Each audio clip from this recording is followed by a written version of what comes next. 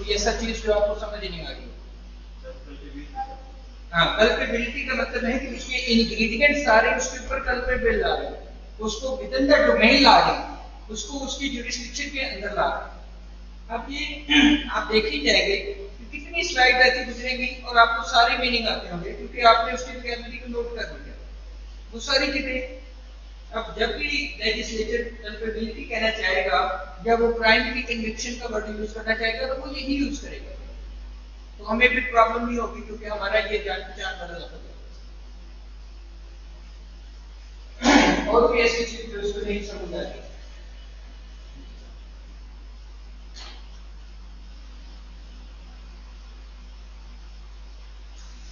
It is an essential element. It is an essential element.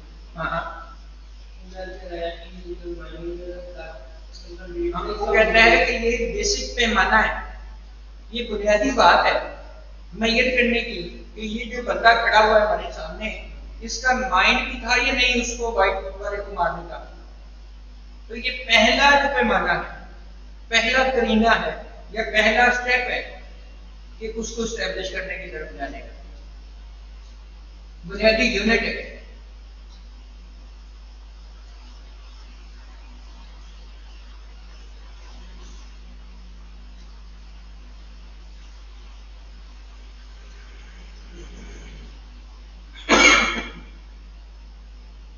तो ये basically introduction करवाता है मेंजेरिया का कि हमारी जो मेंटल स्टेट है, किसी भी जुर्म करने वाले मुजरिम की जो मेंटल कैपेसिटी है वो क्या है जब वो जुर्म करता है। अगेन वो कहता है कि मेंजेरिया ट्रांसलेट करता है गिल्टी माइंड को, गिल्टी एक्ट को नहीं, गिल्टी माइंड को, कि उसका जुर्म जो है वो दिमागी तौर पे था या नहीं। रेफर करता है मेंटल स्टेट को, दिमागी सूरत हाल को, और इंटेंशन ऑफ द डिफेंडेंट, नीयत क्या थी मुल्ज़िम की, when committing a crime, criminal offense, जब वो कोई जुर्म कमिट कर रहा हो। It is an essential element, ये बुनियादी रिक्वायरमेंट है इन डिटरमिनिंग द कल्पेबिलिटी, उसको जो डिटरमिन करेगा उसकी कल्पेबिलिटी कि क्या इसको सजा दी जा सकती है या नहीं दी जा सकती, ये उसके अंदर आ रहा है या नहीं आ रहा है। कल्पेबिलिटी एंड सिवियरिटी, क्राइम की कमीशन और उसकी कितना घिनौना जुर्म है, कितना संगीन है, उसकी संगीनियत और उसकी कमिटेडनेस। तो mens rea is an important aspect of the criminal law, इस वजह से ये इंपॉर्टेंट एस्पेक्ट है। Next,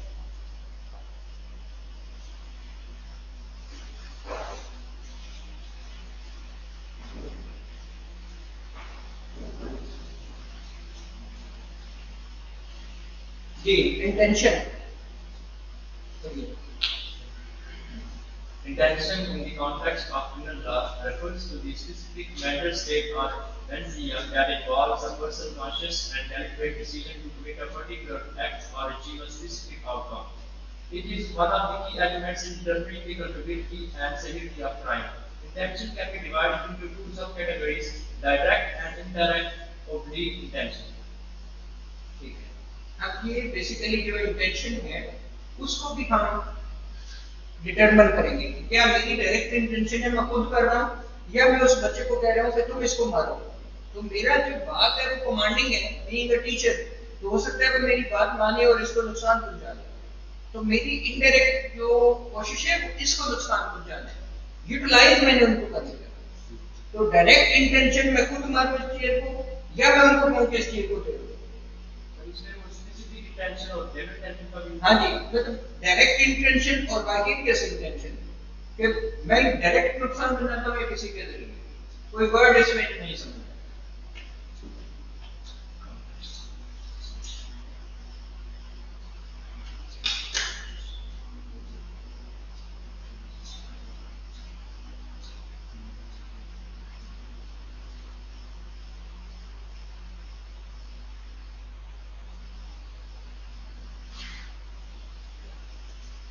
Severity of crime.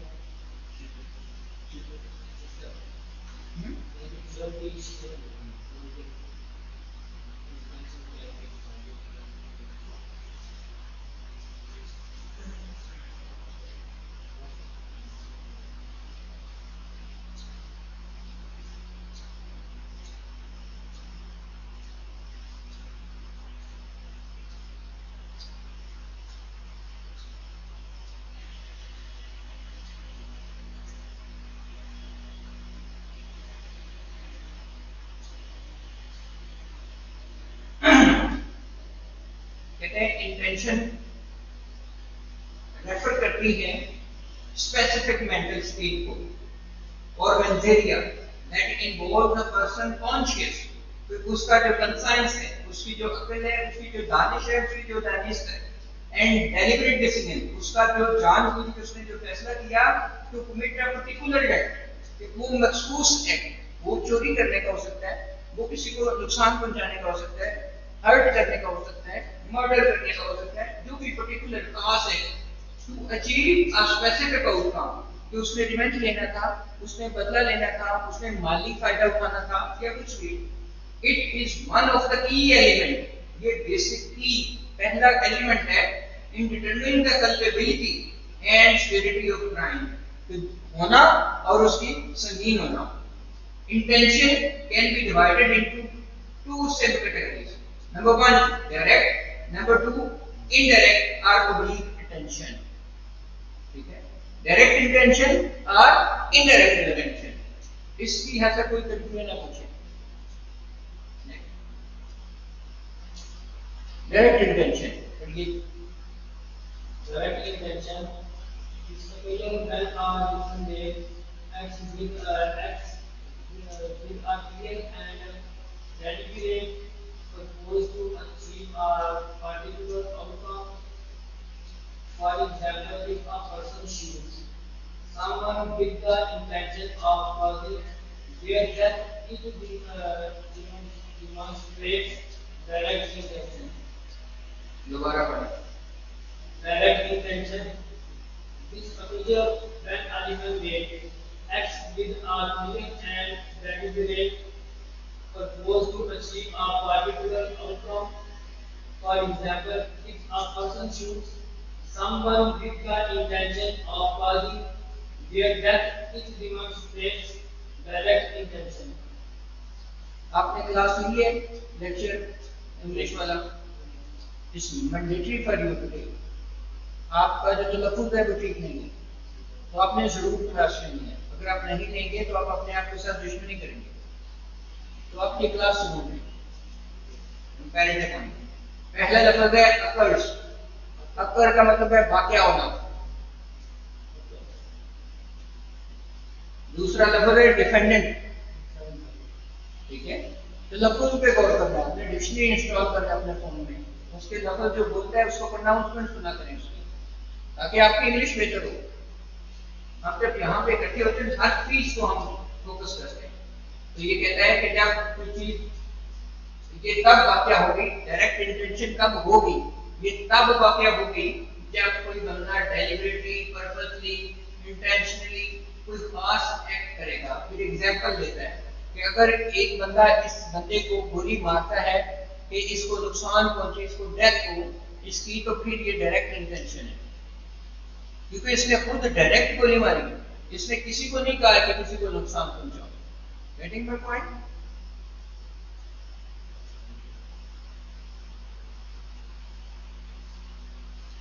आज मेरी कोशिश है कि हम जब ये क्लास खत्म हो तो हम एक एक्टिविटी करें।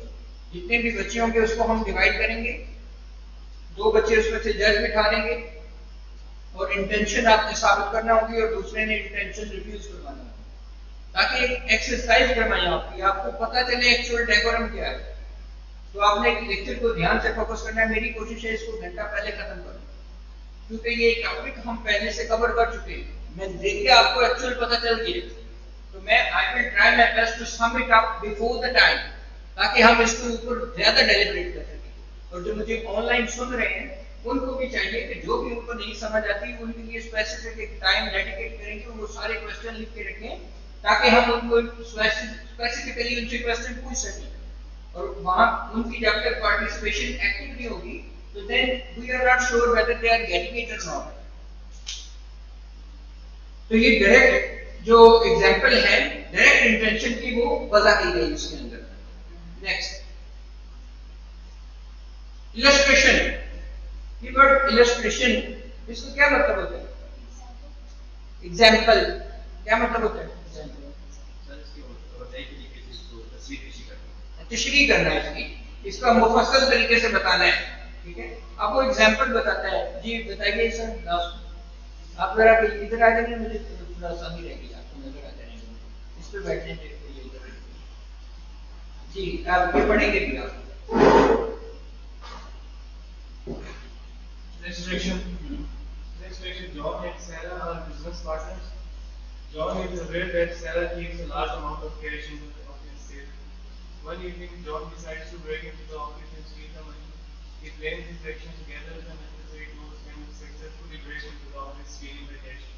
In this case, John's intention is direct. He acted with a clear and deliberate purpose to commit theft by breaking into the office and stealing the money. John's actions were specially aimed at achieving the outcome of stealing the cash. Direct intention को define कर रहा है। John ने अपने servant को नहीं बोला, John ने अपने बेटे को, भाई को, बाप को नहीं बोला। जॉन ने जो भी काम किया है वो सारा खुद किया है। देखिए इसमें जरा इसको दोबारा एक दफा पढ़ें आपने तौर पे, अगर कोई वर्ड कोई मिसिंग है फैक्टरिंग वो भी बताइए। जितने ऑनलाइन मुझे सुन रहे हैं उनको भी चाहिए कि जितने वर्ड उनको नहीं समझ आएंगे वो सारे लिखें अपने पास, ताकि वो जब उनका सेशन आए तो वो सबके मीनिंग पूछ सके।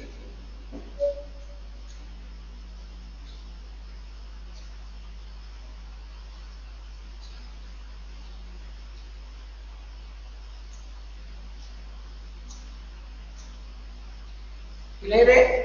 कोई कंफ्यूजन है इसमें तो पूछे।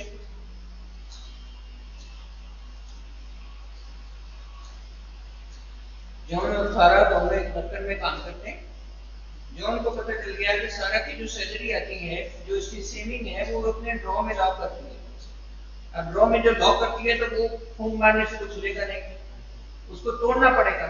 तो तोड़ने के लिए मुझे उसके लिए स्क्रू ड्राइवर चाहिए होगा, मुझे दीगर टूल्स चाहिए होंगे जो जिसकी वजह से जब उछली करके जाए तो मैं उसको ब्रेक करूं और कैश निकाल लूं। ठीक है, तो उसके लिए मुझे प्रॉपर क्रैक करना पड़ेगी।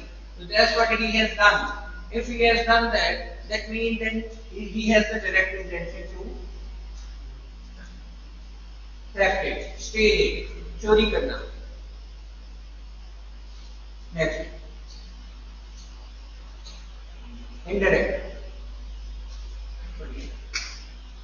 Indirect impact. This occurs when an offender causes consequences of their actions as a matter to anyone, even if it was not their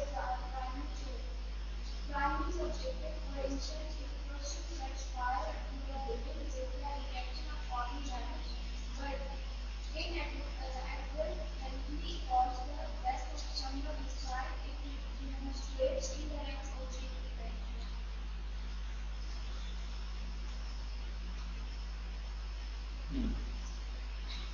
इसमें कोई वर्ड नहीं समझ आ रहा मेरे को। ओब्लिक इनडायरेक्ट, सिमिलर मतलब सिनोनिम,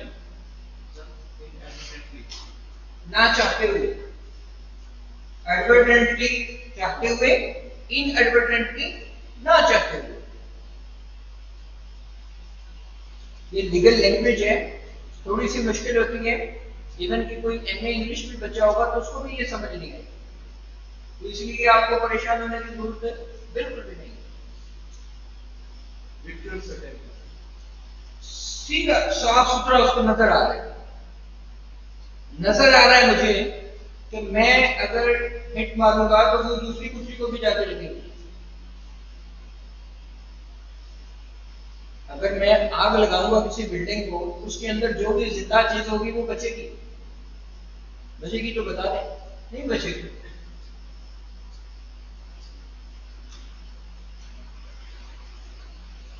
ठीक है, तो एग्जाम्पल देके स्लाइड को समझाने का मकसद ये है कि क्लैरिटी आ जाए इसमें,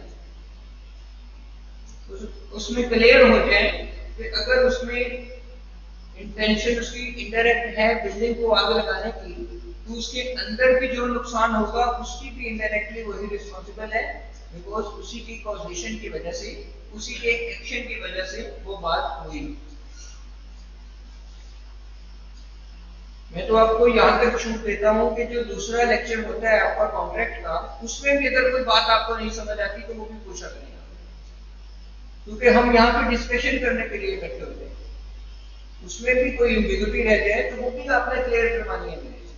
टीचर है, रिस्पॉन्सिबिलिटी है, जिम्मेदारी है कि कोई बच्चा जो है वो इम्यूनिटी के साथ घर ना जाए। हो सकता है कल आपने ना पूछ सके हो, वो आज पूछो। जो चीज हम आए हैं तो हम करके जाएंगे अच्छे तरीके से।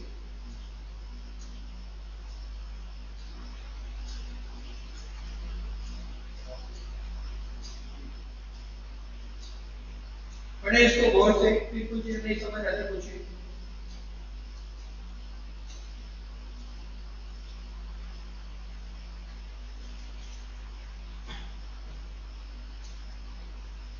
सर इसमें इन्वेंटरीज टाइप है रेकलेसनेस, दूसरी तरफ चला जाता है। जी सर, क्या कहते सर हैं? इसमें जो इन्वेंटरीज टाइप है रेकलेसनेस, हाँ जी, दूसरी तरफ चला जाता है। हाँ रेकलेसनेस, Recklessness। हाँ वो मतलब उसने उस पे बेफिक्री की है, उसने वो रेकलेसनेस जो की है, उसको पता नहीं कि अंदर भी कोई नुकसान हो सकता है, लेकिन वो जिम्मेदारी उसी की बनेगी। कोई कंफ्यूजन है इसमें तो बताइए, आगे चलें।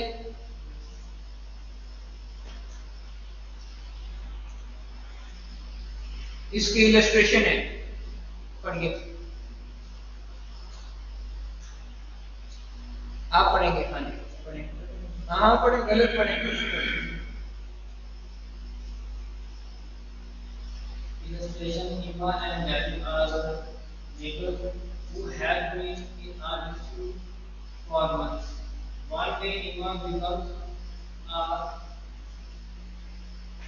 becomes so frustrated that she decides to teach him a lesson. She sets fire to a shed located at the back of David's property, intending to cause damage to his belongings.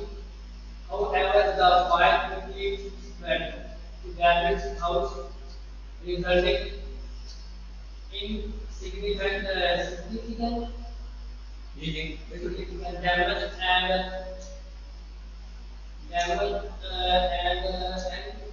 endangering his life. Example,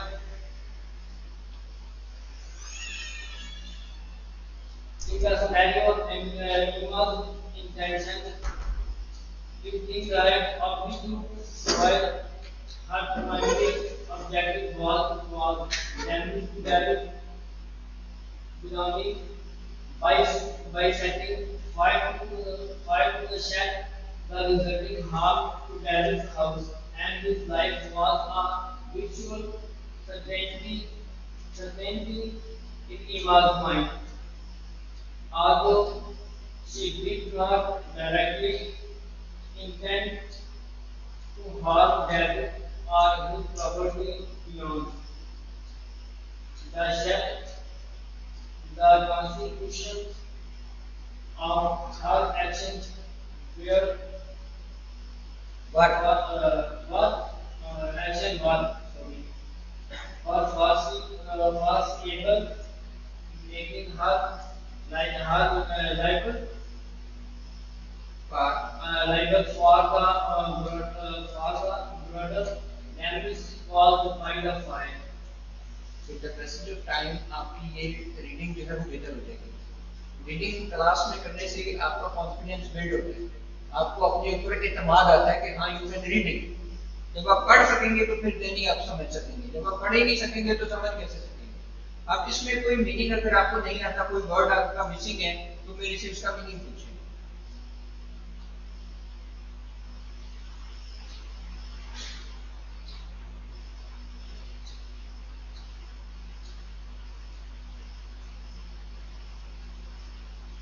अगर सब clear है तो फिर मैं पूछूंगा।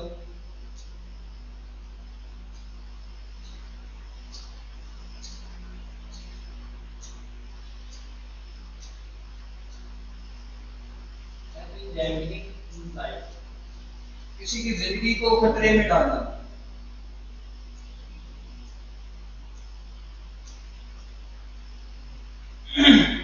Engineering, जिंदगी खतरे में डालना।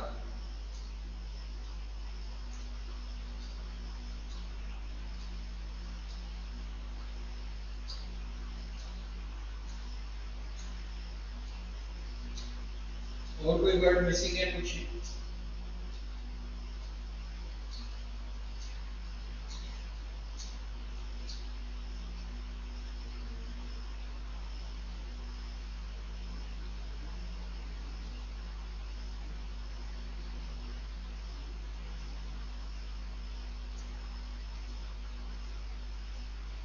All clear? अब वो मिसाल देके समझा रहे हैं कि इनडायरेक्ट इंटेंशन क्या होती है। वहां पे दो बंदों की लड़ाई होती है कि इमाज के आगे जो एस है इसका क्या मतलब है। नीचे से तीसरी लाइन और इमाज के आगे जो एस है इसका क्या मतलब है? क्या मतलब है इसका एस का?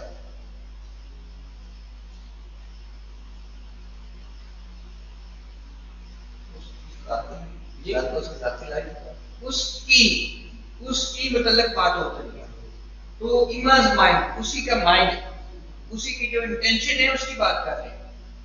ठीक है, तो इमा और डेविड जो है वो लड़ रहे हैं, दोनों मोहल्लेदार हैं, निबर रहे हैं, उनकी काफी अरसे से लड़ाई चल रही है, महीनों के ऊपर उनका मुश्तमिल है। तो इमा ने सोचा क्यों ना अब इमा जो है वो मर्द को मार तो सकती नहीं, औरत है। तो उसने कहा चलो इसको नुकसान नहीं पहुंचाती हूँ, आग लगा देती हूँ, इसका जो पीछे डेरा है तो उसको आग लगा दी। डेरा जो है वो एडजेसेंट था घर के साथ, अब उसने लगाई आग लेके को है, लेकिन वो डेविड के घर तक पहुंच गई है और उसकी लाइफ भी खतरे में डल गई है। अब जो लॉस हुआ है, जो डैमेज हुआ है, उसकी भी लायबल कौन है? एमा, उसका नुकसान की लायबल है।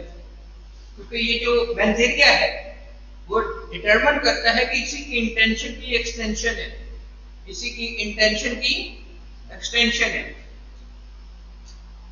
यू सर, ये डज इट मेक सेंस? समझ आई? क्लियर?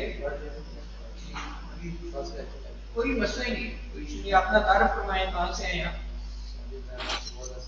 सरगोदा से। क्या नाम है आपका? साजिद। क्या करना चाहती हैं एलएलबी के बाद?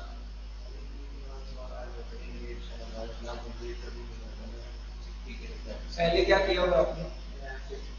एमफिल किया होगा। किस तरह? जी, एचआर। अच्छा, नेक्स्ट जी, पढ़िएगा इसको Sajid sir. Recklessness is a mental state from men's job. Many jobs in criminal law have involved this involves for the protection, harm, or consequences for also one's actions. It's referred to a situation where a person is aware of a risk but choose to proceed with their conduct. This would awareness this regarding potential harm that may occur. In the context of criminal law, recklessness is typically associated with the offense where the accused person did not have specific intention to cause harm but acts acted a level of disregard for the potential risks involved. It is an intermediate mental state between action and negligence. Recklessness is often categorized into two forms, subjective and objective. आपको समझ आई? कहने का मतलब ये है कि language का तालीम के साथ, डिग्री के साथ कोई ताल्लुक नहीं है। It's a simple language. Law की जो लैंग्वेज है वो डिफिकल्ट है, लेकिन समझने में, पढ़ने में, बार बार रिपीट करने से कोई बुराई नहीं है, सीखने में कोई प्रॉब्लम नहीं है। आप उसको सीखेंगे, बार बार पढ़ेंगे तो ये लफ्ज आपको जो है वो जज़ब होते जाएंगे आपकी पर्सनैलिटी में। तो मैं भी तो ह्यूमन है ना, इंसान हूं, अगर मुझे आ सकती है तो आपको क्यों नहीं आ सकती? कौन सी ऐसी चीज मेरे में एक्स्ट्रा है जो आपके नहीं है? We are all equal. अब किसी में कोई वर्ड नहीं आता, बस क्या पूछे जी? कहाँ लिखा है? पोटेंशियल। उसमें कितनी कैपेसिटी है आपको, कितना उसमें पोटेंशियल है, कितना उसमें स्टैमिना है। मोस्ट इंपोर्टेंट वर्ड इस पूरी स्लाइड में सबसे इंपोर्टेंट वर्ड है एग्जिबिटेड। क्या लफ्ज है? एग्जिबिट। एग्जिबिट और उसके आगे उसकी थर्ड फॉर्म लगी हुई है एग्जिबिटेड। क्या लिखा है सर?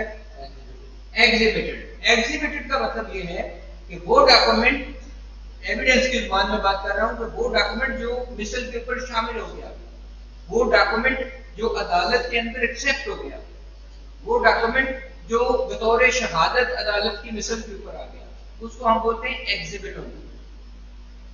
अब यहाँ पे जिस कॉन्टेक्स्ट में लिखा गया है वो उसको हम नरेट करते हैं, लेकिन आप इसको पढ़े, कोई और कोई चीज नहीं समझ आ रही है। और क्लियर?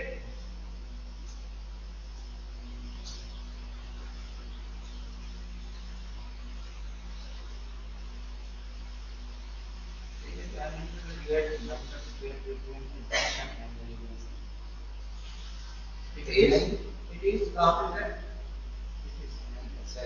हाँ हाँ, it is an intermediate, दरमियानी।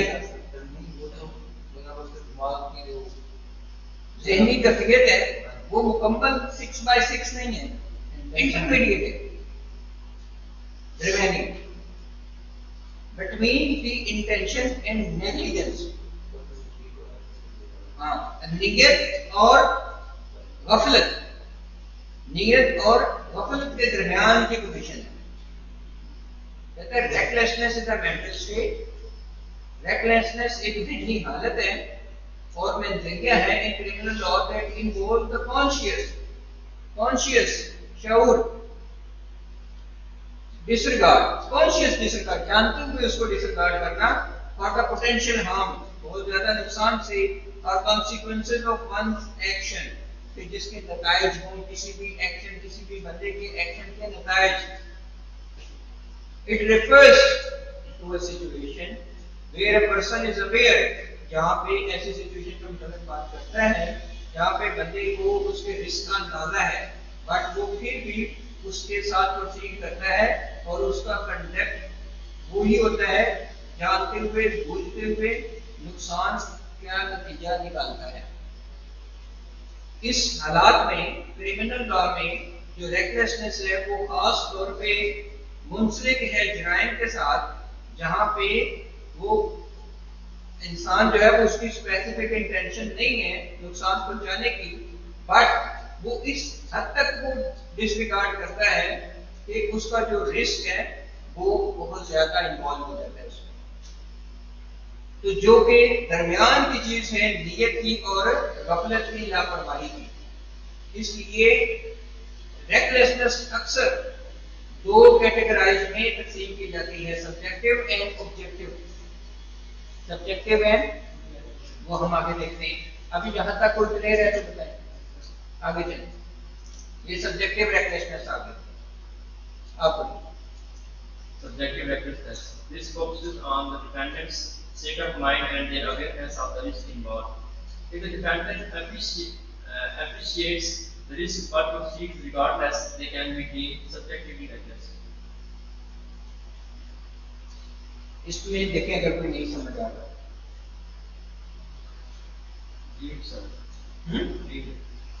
Deal समझा जाएगा। ये लफ्ज़ दीन जो है वो बार बार यूज होता है, लिख लें इसको।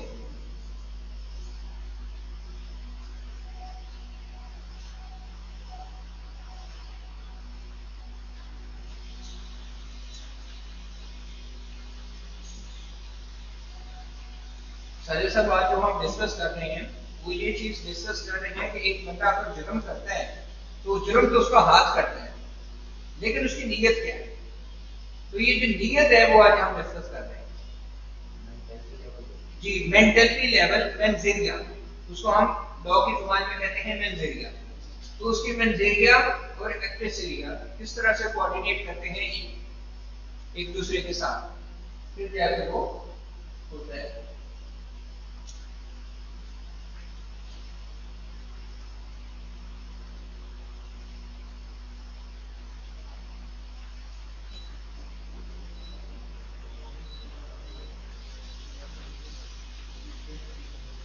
तो ये सब्जेक्टिव की रेकलेसनेस है।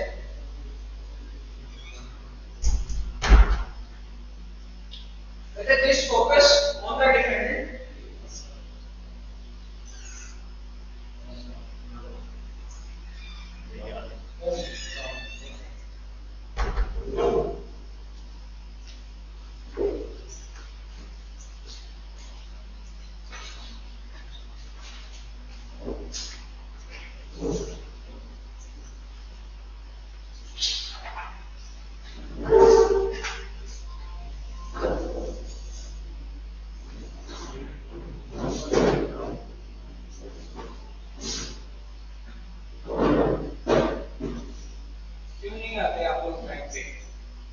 पे नहीं आते हैं तो नहीं पता चलता है कि क्या पढ़ा क्या नहीं पढ़ा। अभी आपने स्किप कर दिया कुछ चैप्टर, तो आपको कैसे पता चलेगा? Right in the middle you exam, आपने आगे का पता नहीं पीछे का पता। तो प्लीज कोशिश किया करें कि आए तो टाइम से आ जाए। आना जो है पूरा दिन एक जाया करना जो है तो टाइम से करें और उसमें मैक्सिमम कोशिश करें उसको प्रोटेक्टिव वे में यूटिलाइज करने की। Subjective recklessness is focus on the dependent state of mind, ये तवज्जो मबजूल करता है उसकी दिमागी हालत के ऊपर और उसके इल्म के मतलब कि वो उसके पास कितनी अवेयरनेस है। The risk awareness of the risk involve, इसमें कितना रिस्क इन्वॉल्व है।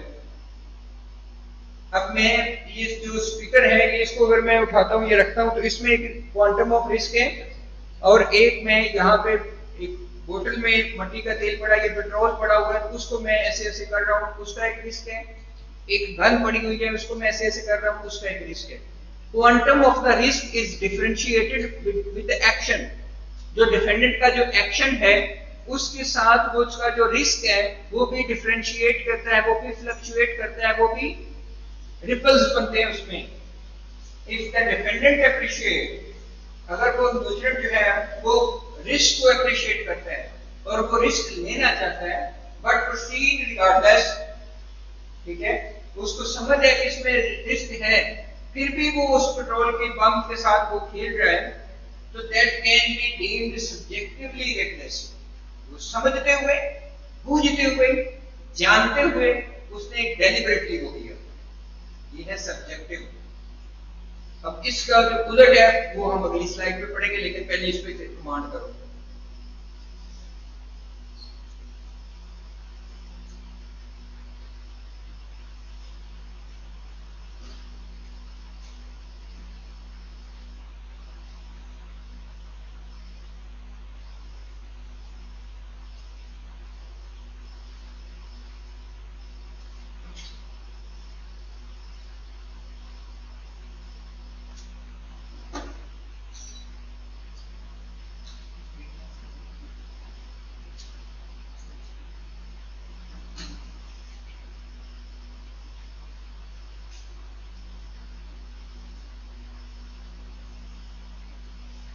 क्लियर? Next illustration. अब वो मिसाल देके समझाएगा। किसने पढ़ा था पहले? सब्जेक्टिव आपने पढ़ा था, आप पढ़िए। Suppose I am throwing a house party, all are the party, she like to play and prank on her friend Alex.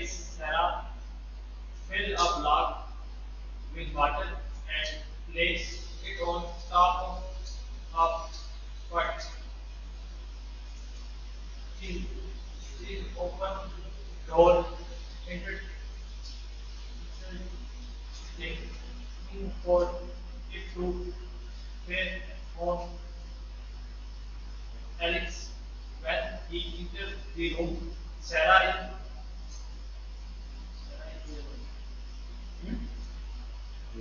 Sarah is aware that the prank could cause the case Alex to get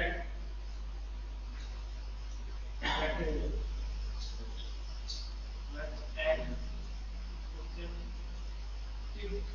slip आप पढ़िए।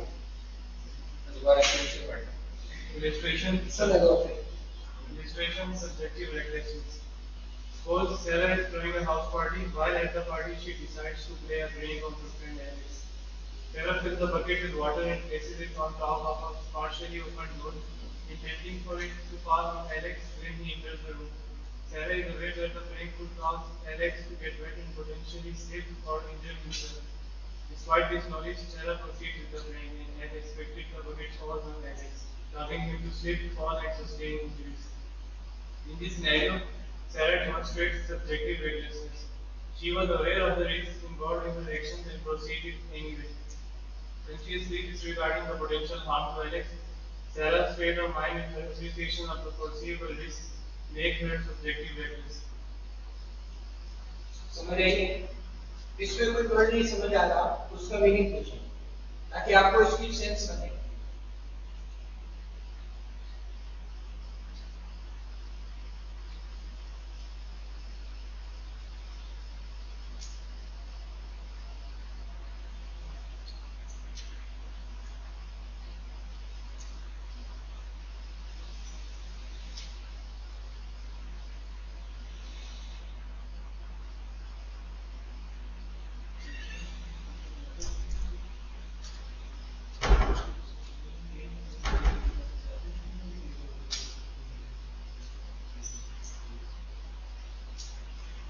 Sustained injury मतलब ज्यादा उसको जख्म आए, वो sustain करता है, वो बियर करता है, उसको लगती है, जख्म लगा तो सस्टेन बियर।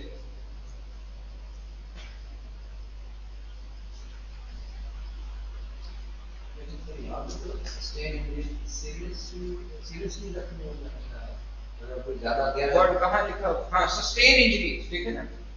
यहाँ पे लिखा हो सस्टेन इंजरी, जख्म लगे, जख्म लगे। अब जख्म इसमें स्पेसिफाई नहीं है कहाँ पे लगे, ऑब्वियसली बॉडी पे लगे, लेकिन which part of the body it's not explain. तो क्लियर है? क्या कहते हैं, कौन तर्जुमा करेगा इसका उर्दू?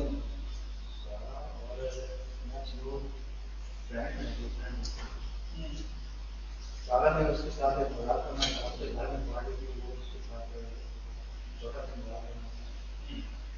जैसे ही सारा ने एक बात में पानी की रोक उठाई और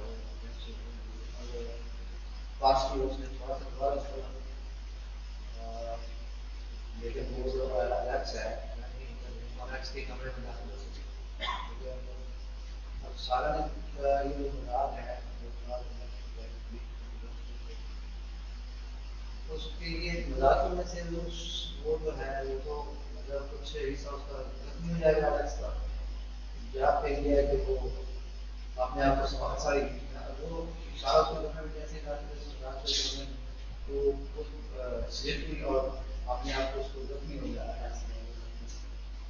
इस वाले के अंदर सारा उसके जो मजाक है वो तो कहते हैं इतना खजाना खुला हुआ है और ये जो सारा है इसने यहाँ पर पानी की एक रख दी है, वो बकेट रख दी है पानी की कि ये जब मेरे क्लास में लोग आएंगे यहाँ पे खाना खाने के लिए, पार्टी के लिए, तो ऑब्वियसली वो इतने दरवाजे से नहीं खुला सकेंगे ना, वो उसको खोलना पड़ेगा। बिल्कुल जैसे ही वो खोलेंगे तो पानी उसके सर के ऊपर गिरेगा। तो पानी जब सर के ऊपर गिरेगा तो नीचे जो फर्श है, स्लिपरी जगह है, ऑब्वियसली गिर सकता है कोई। अब इनको पता है कि गिरना जो है वो नेचुरल बात है, गिर जाएगा। अब कोई बच्चा गिरे तो उसके सर पे चोट लग सकती है, उसकी एल्बो पे चोट लग सकती है, उसकी टांग फ्रैक्चर हो सकती है, उसको कोई भी चोट लग सकती है। तो इसलिए इसने जो काम किया वो सब्जेक्टिव रेकलेसनेस में आ गया कि उसमें सब्जेक्टिवली जानते हुए, बूझते हुए, समझते हुए कि ये मैं जो पानी रख रही हूँ हाफ दरवाजे पे, ऑब्वियसली ये गिरेगा उनके ऊपर, उनको गीला करेगा और उनको स्लिप भी करेगा। क्लियर है सारे मीनिंग इसमें? सिनेरियो का क्या मतलब है सर? सिनेरियो का क्या मतलब?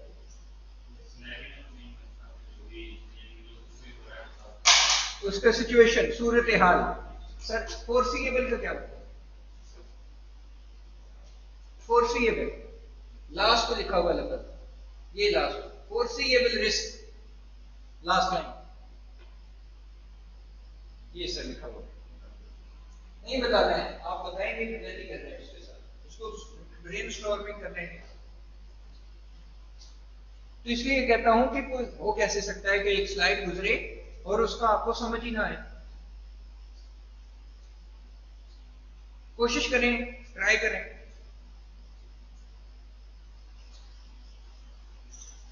जी आप कोई और बताए? एनीवन? फोर्सिएबल, फोर्सिएबल का क्या मतलब है, कोई बताए?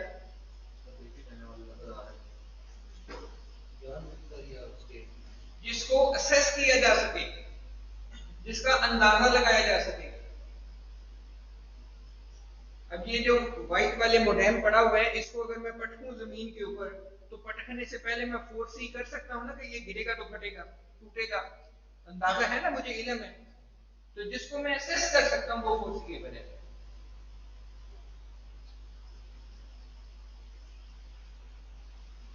डेमोन्स्ट्रेट का क्या मतलब है? आप फेल टू अंडरस्टैंड, कि आप पूछते क्यों नहीं, समझते क्यों नहीं, अंडरस्टैंड क्यों नहीं करते? अगर आपको वोकैबुलरी क्लियर नहीं है तो एग्जांपल को कैसे समझोगे, कैसे लिखोगे अपने पेपर में? पेपर में जब आप पोटेंशियल रेकलेसनेस को डिफाइन कर रहे होगे तो एग्जांपल लिख रहे होगे, तभी लिखोगे ना जब समझ आएगी। तो जब समझ नहीं आएगी तो लिखोगे कैसे?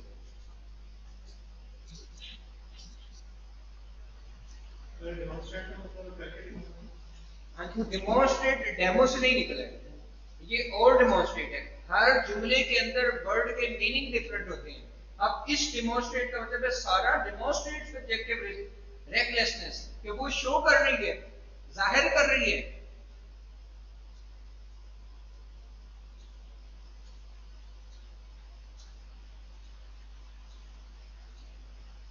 क्लियर है? आगे चलिए। अब इसका ये उलट है,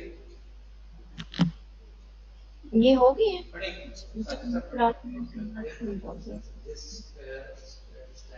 Standard focus on the behavior of the individual rather than their state of mind.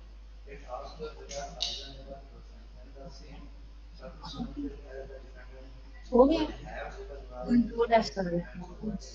objective results is a more concerned with the external conduct rather than the internal mental state. दोबारा पढ़िए। Objective results is standard focus on the behavior of the defendant rather than their state of mind. It asks whether other person in the same circumstances as the defendant would have recognized the risk and avoided it. Objective awareness is the more concerned with the external conduct rather than the internal and mental state. अब पिछली वाली सारे scenario में उसकी नीयत ये थी कि मैं प्रैंक करूंगी। प्रैंक का क्या मतलब है? मजाक करूंगी, प्रैंक करूंगी, और प्रैंक की नीयत से उसने वो बकेट जो है वो वाटर की जो है वो हाफ ओपन डोर के ऊपर प्लेस कर दी।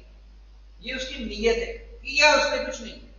अभी इंटेंशन उसने शो की है कि मैं मतलब नुकसान पहुंचाया नहीं, उसने नुकसान पहुंचाया नहीं, नीयत उसने पानी की रख दी, नीयत उसके और थी, लेकिन नुकसान हो गया। यहां पे उल्टा है, यहां पे उसने एक्शन से नुकसान पहुंचा दिया। ठीक है, तो नीयत है या नहीं, लेकिन उसने ऑब्जेक्टिवली रेकलेस कर दी कि नीयत से। आप इसके आगे इलस्ट्रेशन देखते हैं, नेक्स्ट करेंगे, यहां से समझ आएगी कैसे उसको देखें। जी पढ़िए। अब इसको बात Shooting a firearm in a prohibited place. He feared to run into he fired the gun into the air without aiming at any specific target. Although John does not have the intention to harm anyone, he feels considered the potential danger and risk of the unfortunately one of the bullet down the countdown and injured a bystander. In this case, John's action would be considered directly recklessness even though the may not have subjectively foreseen the specific harm caused to the bystander. A reasonable person in the real condition would have recognized the risk associated with the firing and gun into another crowded area. Non-conductor should go to the standard of care expected from a reasonable person and making him appropriately reckless.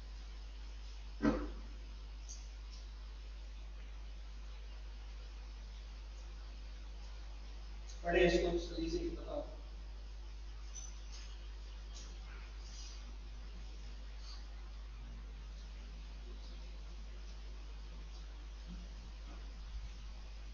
one of the bullets comes down and one of the bullets. एक गोली ना एक गोली जो है वो गोलियों में से एक गोली नीचे आ जाती है। आप जब एरियल फायरिंग कर रहे होते हैं, हवाई फायरिंग कर रहे होते हैं, तो गोली ऊपर जाती है तो फिर नीचे भी आती है। अंडरस्टूड बात है कि जो चीज ऑब्जेक्ट ऊपर जा रहा है वो नीचे आएगा या नहीं आएगा।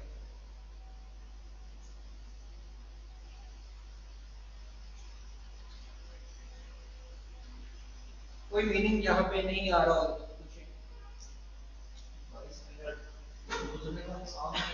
जी।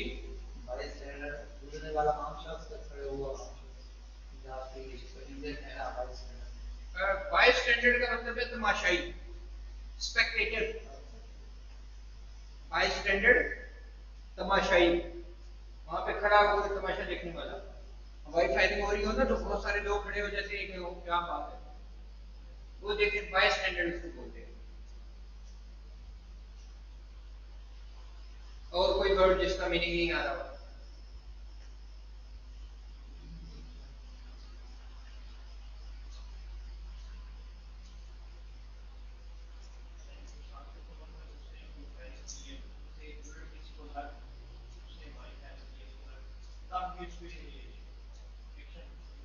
जी जी बिल्कुल, जुर्म का सामना होगा, क्योंकि उसने जो ऑब्जेक्ट किया है, जो उसने जो एक्शन किया है, उसकी कोई नियत नहीं है। कोई उसने मतलब उसकी तो नियत थी ना कि उनके ऊपर पानी गिरे, उनके ऊपर वो प्रैंक हो, इसकी ऐसी नियत भी नहीं है।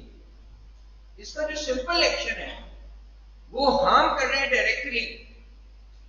तो अब इसको पता है ना कि मैं ये फायरिंग कर रहा हूं तो गन इधर उधर गिरेगी तो मसला करेगी, ठीक है। अब इसको कहते हैं कि let's consider a different scenario, कि देखते हैं एक दूसरी मिसाल लेके देखते हैं कि where John is shooting a firearm, कि वो किसी फायरआर्म किसी बंदूक से गोलियां चला रहा है किसी क्राउडेड पब्लिक प्लेस के ऊपर जहां पे लोगों का रश है। He fires gun into the air, हवाई फायरिंग करता है without any specific target aiming, निशाना बांधे बगैर। although अगरचे John does not have any intention to harm anyone, कोई नियत नहीं है। He fails to consider the potential danger, उसको नहीं अंदाजा कि ये दुनिया वापस आ जाएगी ऊपर से, and the risk to other, तो इससे दूसरों को कोई नुकसान भी हो सकता है। Unfortunately, बदकिस्मती से एक गोली जो है वो नीचे आ जाती है और एक तमाशाई को जख्मी कर देती है। इस केस में John's action would be considered objectively reckless, even though he may not be subjective। हो सकता है कि उसने ना फोर्स किया हो ऑब्जेक्टिवली, ये मखसूस जो तमाशाई है इसको नुकसान पहुंचाना। रीजनेबल पर्सन, एक आम आदमी, एक दाना बीना आदमी इन द जॉनसन पोजीशन उसकी जगह पर वुड हैव रिकॉग्नाइज्ड, वो उसको अंदाजा हो सकता था रिस्क का associated with the firing gun. अगर किसी गन से आप फायरिंग कर रहे हो into the air, हवा में क्राउडेड एरिया में, Jones conduct fell below the standard of care, कि जो स्टैंडर्ड ऑफ केयर था उससे वो नीचे आ गया। स्टैंडर्ड ऑफ केयर से वो नीचे आ गया। Expected from a reasonable person, तो ये जो रीजनेबल पर्सन का जो टेस्ट है ये अप्लाई किया जाएगा। किसी के एक्शन को, ओमिशन को, इंटेंशन को गेज करने के लिए, मेजर करने के लिए कैसे पता चलेगा कि इसका जो एक्शन है वो ऑब्जेक्टिवली रेकलेसनेस में आता है या नहीं आता, कैसे पता चलेगा? तो वहां पे टेस्ट अप्लाई किया जाएगा। कौन सा टेस्ट? रीजनेबल पर्सन का। अगर एक आम अकल वाला आदमी यहाँ पे खड़ा हो तो वो ये चीज असेस कर सकता है या नहीं कर सकता, ये टेस्ट अप्लाई किया जाएगा। फिर उसको ये चीज समझ आएगी कि हाँ इसने जो स्टैंडर्ड ऑफ रिस्क था, जो स्टैंडर्ड ऑफ केयर था, वो उसने ऑब्जर्व किया है या नहीं किया। जो स्टैंडर्ड ऑफ केयर है वो कौन सा स्टैंडर्ड ऑफ केयर होगा? वो क्या वो स्टैंडर्ड ऑफ केयर होगा कि जो बाइडेन की सिक्योरिटी के लिए केयर होता है? नहीं, ऐसा नहीं चाहिए। हमें एक आम आदमी जो सोच सकता है उसके स्टैंडर्ड ऑफ केयर के मुताबिक हम उसको रख के गेज करेंगे, मेजर करेंगे। सर बुलेट जो है बाय स्टैंडर्ड को नहीं लगती, जो तुम्हारे शायद टेक्निकल से पता बता रहा है वो उस बुलेट 50 से साल का ज्यादा डेंजर हो जाता है, मतलब फिसलता है जिस तरीके से शायद में सर ये होनी चाहिए। हाँ, तो फिर वो इस चीज से बाहर निकल जाएगा, देखा ना, वो इस चीज से बाहर निकल जाएगा। अभी उसने जो एक्शन किया उससे रिएक्शन आया। अब कोई बंदा आवाज से डर जाता है तो आवाज तो उसकी 1 किलोमीटर तक जा रही है, उसकी आवाज 1 किलोमीटर तक जा रही है, तो 1 किलोमीटर तक जितने बंदे हैं वो सब गिरते हैं? ऐसा नहीं होता, क्योंकि रीजनेबल बंदा ऐसा सोचता नहीं है।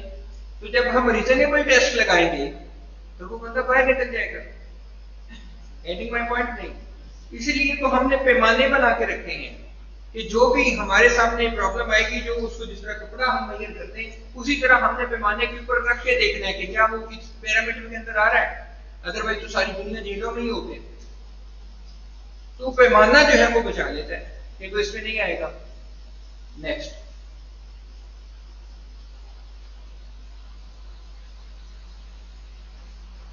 ये कंटिन्यू करेंगे इसको सारे। Issue that references arise when determining which standard to apply. Subjective or objective references in the detail level they often are historical performance or subjective references as active considered the dependent state of mind and their element of life. However, in recent years, we have helped a shift towards in objective references as a more consistent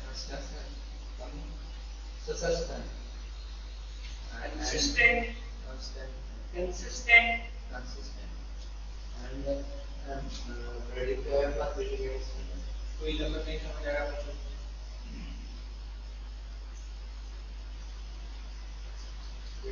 standard. Predictable, मेरी prediction ये है कि आज बारिश होगी।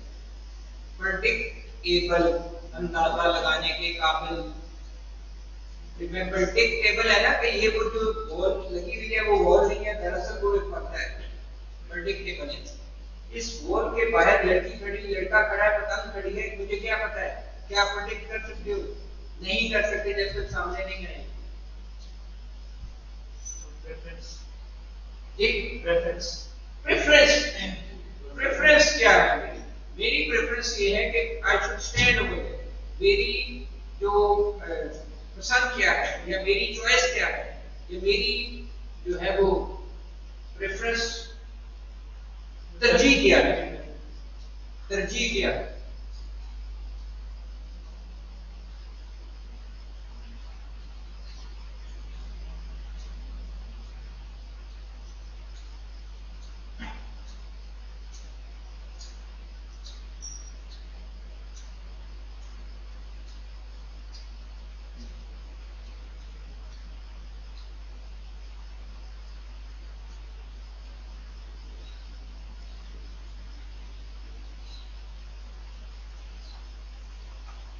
बताया गया है कि यूके में इसको किस तरह से देखा जा रहा है। कहता है issue with the regulations arises when determining which standard to apply.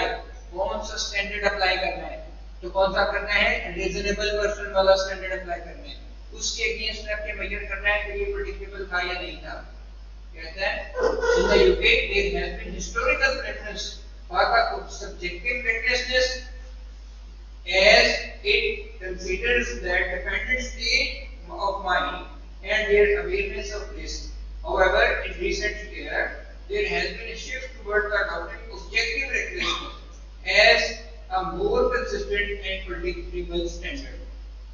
कि एक है objective regulations जिसमें नियत होती है, और एक होती है, एक subjective है जिसमें नियत है, और एक objective है जिसमें एक्शन है, अमल है।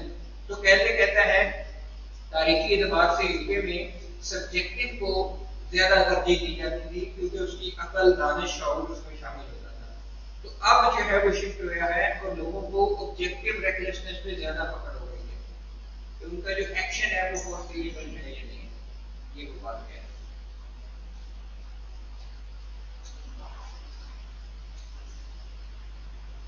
क्लियर है जी? समझिए। अच्छा,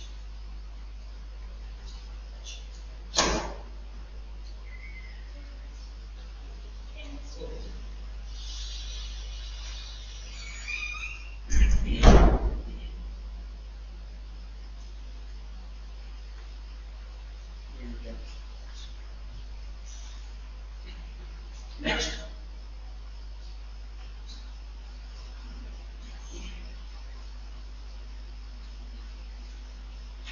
नेग्लिजेंस आप पढ़िए सर।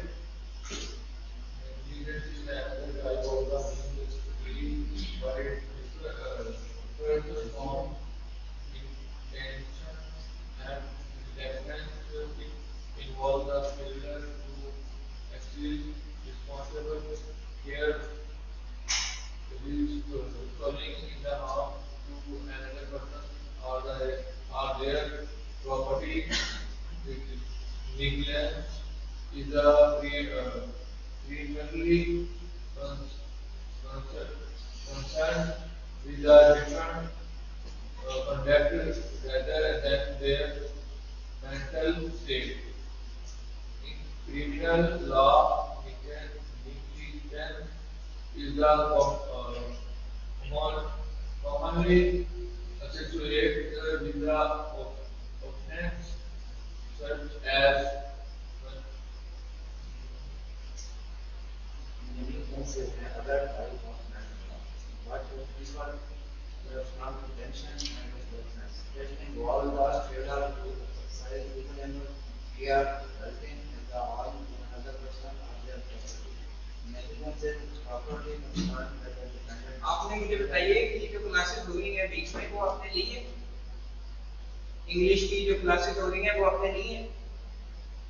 आ जाए जी आ जाए कि आज आप पहले दिन तो नहीं आए ना, आज आप पहले दिन तो नहीं आए, आप तो पिछली क्लास में भी थे। तो मैं ये अर्ज कर रहा हूँ कि कॉलेज ने कुछ क्लासेस प्लान की हैं इस वीक में, की है या नहीं? नहीं ली ना, क्या जरूरत है? तो कुछ जरूरत ही नहीं लेने की, आपने ऐसा तो काम नहीं करना है, ठीक है? अपनी डेवलपमेंट पे काम नहीं करना है। प्लीज आप इस पे कंसीडर करें। अगर आप ऊपर से देख के इंग्लिश नहीं पढ़ सकेंगे तो फिर एग्जाम कैसे देंगे आप? मेरा पर्पस बिल्कुल भी डिस्कस करना नहीं है आपको, लेकिन क्योंकि आप क्लास में आगे हैं, एडमिशन ले लिया है, पैसे खर्च कर लिए हैं, तो बेहतर नहीं है कि पास हो जाए आप? नहीं फील करता है? अभी शिफ्ट हुआ है प्लीज रेगुलर हो या ना हो, ये आपको आसमी तौर पे कुछ नफा नुकसान देगा, आपको ये फायदा नहीं देती ये चीज कि आपको आना चाहिए इंग्लिश, ठीक है? प्लीज आप इस पर फोकस करें। बेहतरी नजर नहीं आ रही मुझे पिछली क्लास से लेकर आज तक। ये जितनी स्टैंडिंग है इसको कम करें, जितना ज्यादा रीडिंग करेंगे उतना ज्यादा आएगा। अब एक बच्चा सिंपली पढ़ ही नहीं सकता तो मीनिंग में उससे एक्सपेक्ट कर सकता हूँ तो उसको मीनिंग आता होगा, मीनिंग उसी को आता होगा ना जो पढ़ सकता होगा। अभी पढ़िए सर इस स्लाइड को। Negligence.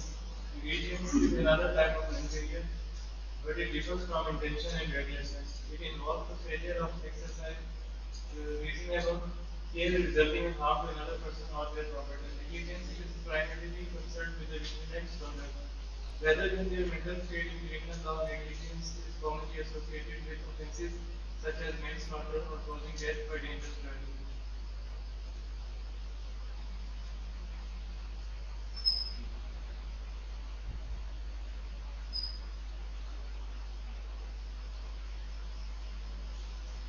इसका कोई मीनिंग नहीं आता, किसी को कैसे पूछे फिर मैं इसको एक्सप्लेन करता हूँ।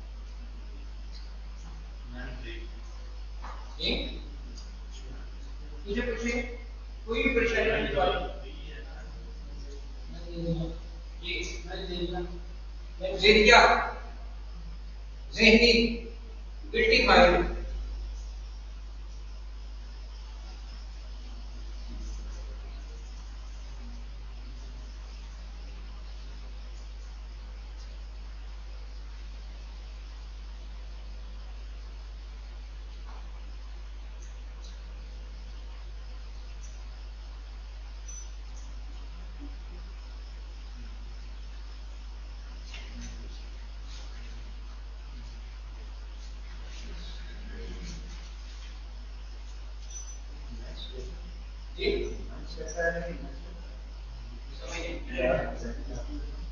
such as manslaughter or causing death by dangerous driving. गैर इरादी कत्ल नेग्लिजेंस, गफलत, लापरवाही।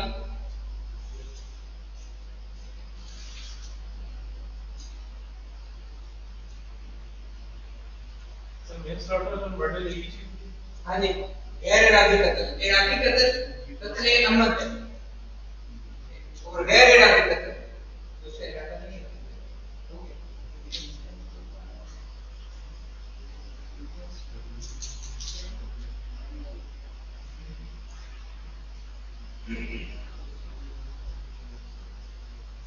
क्लियर? कोई वर्ड नहीं आता है, कोई मीनिंग नहीं आती है, पूछे।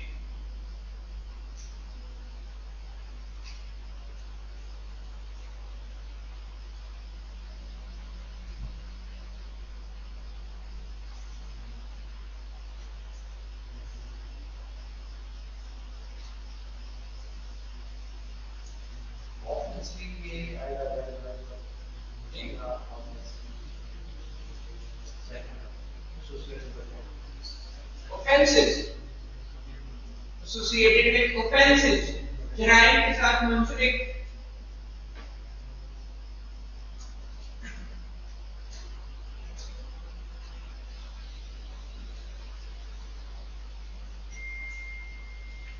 क्लियर? पूछे Offense such as when offenses, offense पढ़े offense offense हैं? offense such as manslaughter, गैर इरादी कत्ल, गैर इरादी कत्ल, आपका इरादा नहीं है कत्ल करने का, कोई बात नहीं। अगर वो मिसाल के तौर पे वो 2 लफ्ज लिख रहा है, आप 10 लफ्ज लिख लो, क्या फर्क पड़ेगा? राम ने एक्स्ट्रा माइल 10 लफ्ज लिखोगे आज, कल को 9 लिखने पड़ेंगे, अगले दिन 8 हो जाएंगे, दिन में 13 हो जाएंगे, क्योंकि वर्ड वही रिपीट हो रहा है। ये मैनस्लॉटर तीसरी दफा मैं लिख रहा हूँ यहाँ पे, तीसरी दफा ये है स्लाइड में।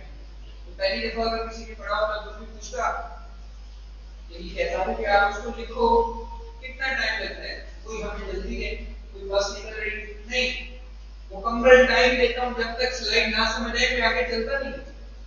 वो कैसे सकता है कि बच्चे क्लास में और उसको समझ ही ना आए क्या पढ़ा। फिर आम स्कूलों में अब इसमें क्या फर्क है, क्या फायदा लिखने करने का? तो यहाँ पे आए हैं तो हमें डिफरेंट करना चाहिए ना दूसरे स्कूलों से। तो यहाँ पे एक फैमिली माहौल है, 10 दफा पूछो 100 दफा पूछो, ये आपका कॉलेज है, आपकी वजह से सारे आप नहीं पूछेंगे तो क्या फायदा फिर सारे काम करने का। इसको समझना है, समझ के जाना है तो फिर फायदा है, अदरवाइज फायदा नहीं।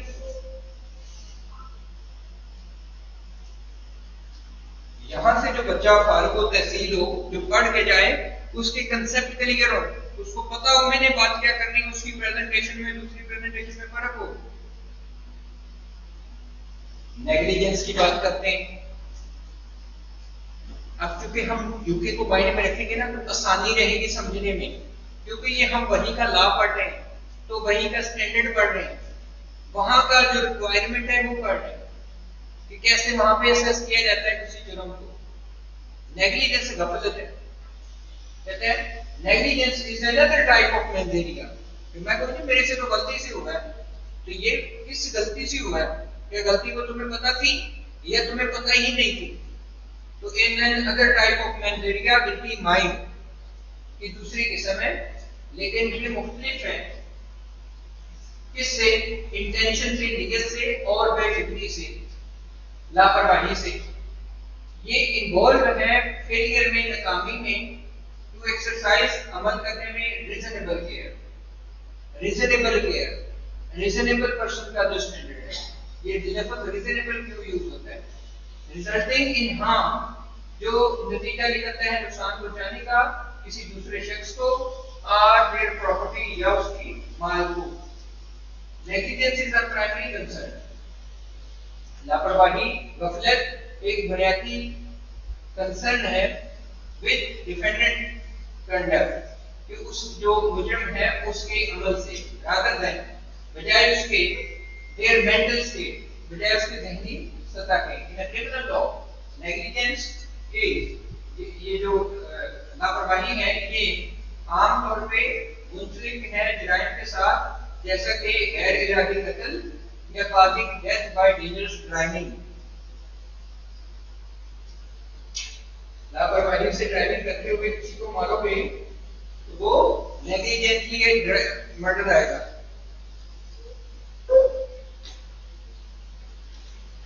अब वर्ड मैंने लिखा है सर ड्यूटी ऑफ केयर। सबसे पहले है नेग्लिजेंस, गफलत, फिर है ड्यूटी ऑफ केयर, फिर है रीजनेबल केयर। सबसे पहले है उसकी नेग्लिजेंस, फिर ड्यूटी ऑफ केयर, फिर है रीजनेबल केयर। क्या अभी जो रोड पे ट्रैफिक जा रही है उसको स्कॉट करना, मैनेज करना मेरी ड्यूटी है? तो जब मेरी ड्यूटी ही नहीं है तो फिर मैं रीजनेबल केयर क्यों करूंगा और फिर मैं नेग्लिजेंस क्यों करूंगा?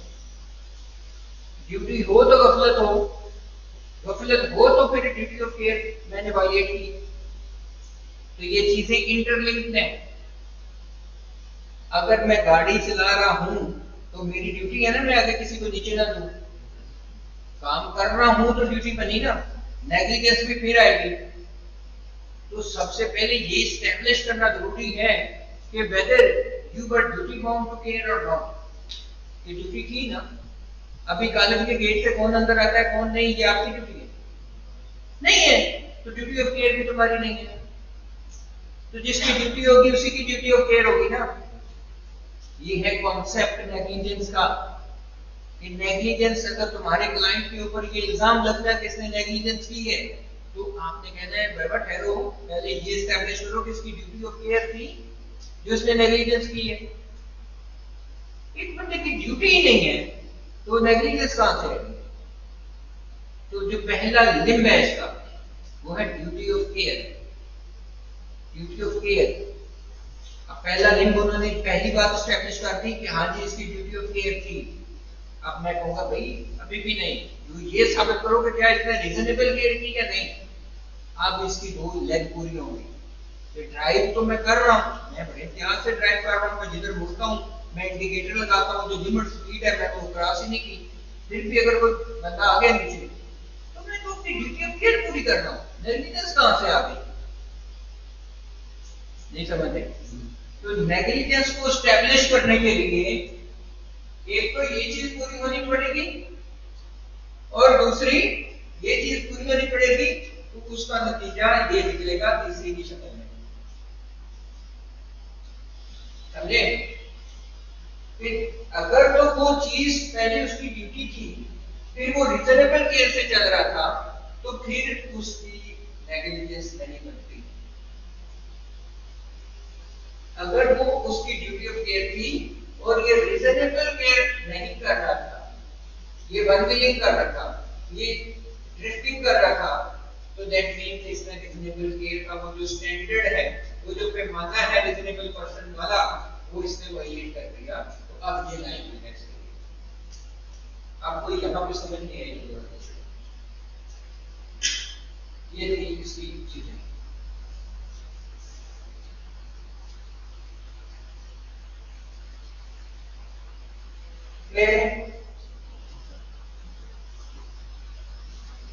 मैं जिक्र रीडिंग माइंड। चलिए आगे।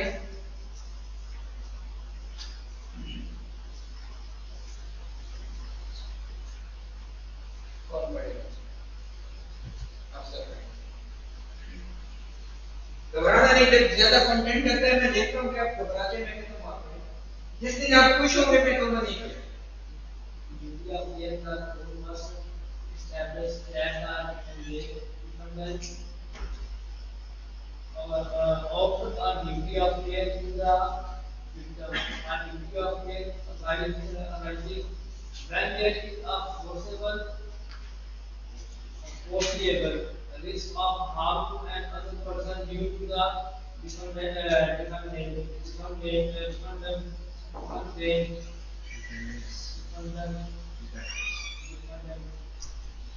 action or condition, the extent of the duty of care depends on the specific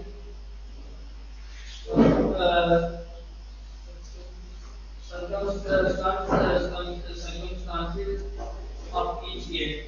Each of duty, once the duty of care is established, the court assesses whether the defendant breached that duty. The standard used to determine a breach is known as the reasonable person or ordinary person test.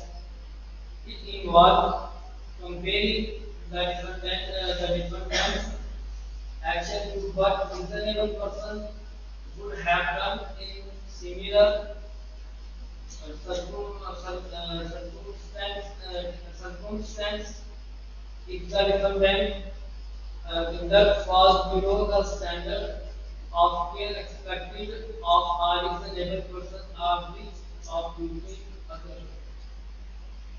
अब इसको flow के साथ कौन करेगा? आप करिए।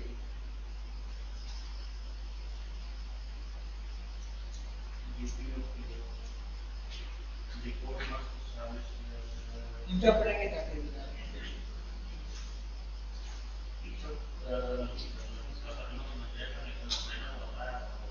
नहीं आप सिंपल फिलहाल पढ़े, फिलहाल आप पढ़ दे, मुझे पढ़ दे। The court must establish that defendant owns the duty of care of the victim. A duty of care arises when there is foreseeable risk of harm to another person due to the defendant's action or omission. The extent of duty of care depends on the specific circumstances of each case. Breach of duty. When the duty of care is established, the court assesses whether the defendant's breach that duty.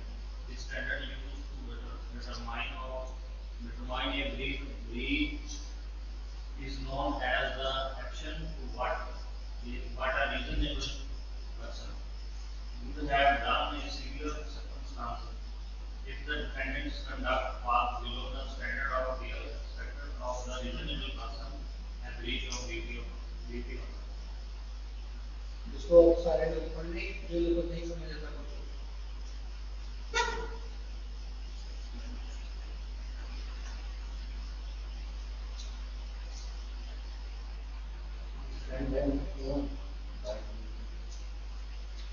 Defendant court ये उसके ऊपर जिम्मेदारी है, उसके ऊपर कर्ज है, उसके ऊपर वाजिब है। मजलूम जिसके ऊपर जुल्म है,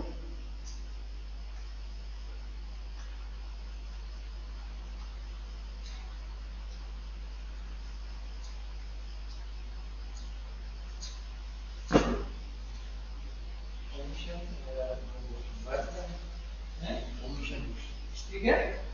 ओमिशन कहाँ पर लिखो? एक्शन और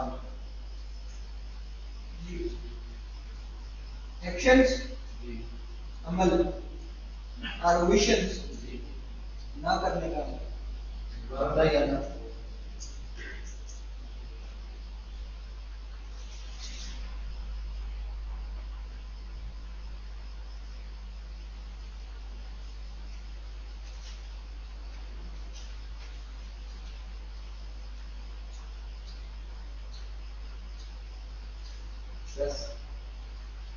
Specific circumstances. बस खसूस हालात में आपके कहने की सेंस के लिए among certain jurors the court assesses whether the defendant assess करना, गेज करना, वो मेजर करना, अंदाजा लगाना। So ये assess spelling जी double assesses, court assesses singular है और डबल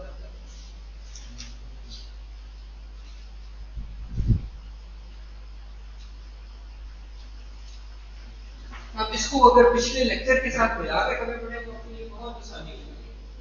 देखा ना कहता है, क्या कहता है मतलब ड्यूटी ऑफ केयर है किसके ऊपर, जिस डिपेंडेंट को करता है, ड्यूटी ऑफ केयर किसकी तरफ, विटनेस की तरफ।